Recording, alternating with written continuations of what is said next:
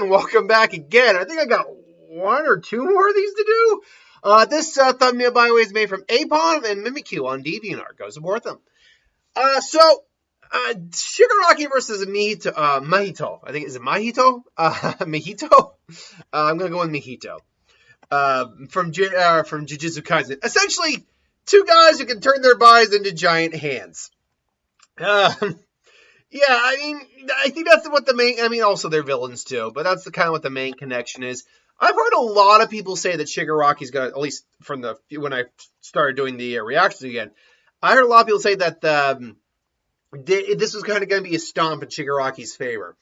I wouldn't go so far as say it's a stomp. Mahito does have some abilities that would be problematic for Shigaraki, particularly his ability to manipulate the souls of others. Shigiraki, despite all of his abilities that he ultimately gains, doesn't have a direct counter for soul manipulation.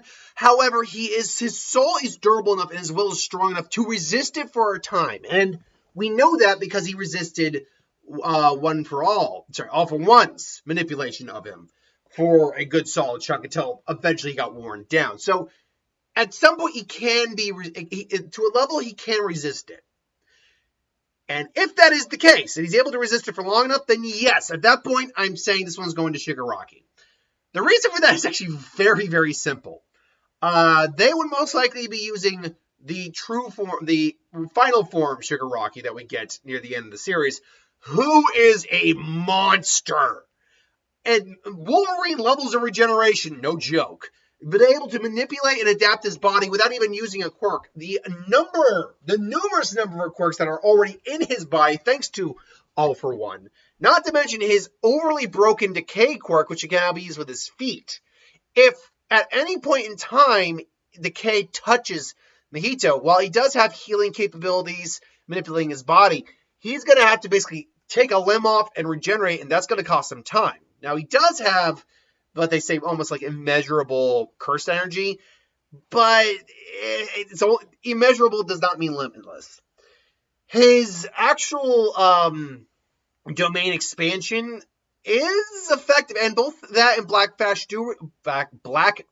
do react at a level of speed, which I'm not sure Shigaraki can, especially Black Flash. Shigaraki cannot keep up with that level of speed for that attack. It's like, I think it says like 0.000001 seconds. That's instantaneous, more or less, or as close as you can get.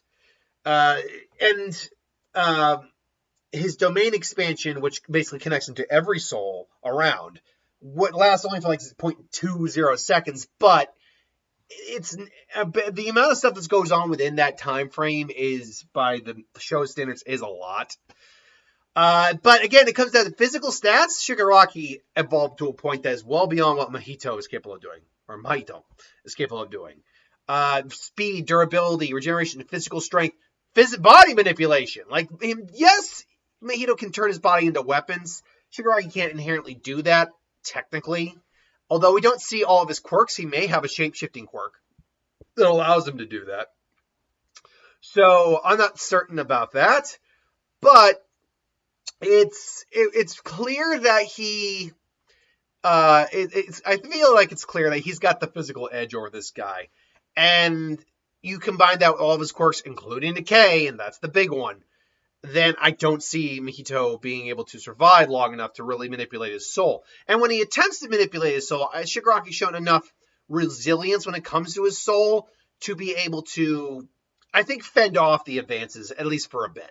So I'm going with a lot of people here. I'm going with Shigaraki, but I acknowledge that there's a good chance the other guy could win too. I acknowledge that. But I digress. Thank you for watching. Hope you enjoyed. Like, comment, share, subscribe. And I got 2 more predictions to do. Later.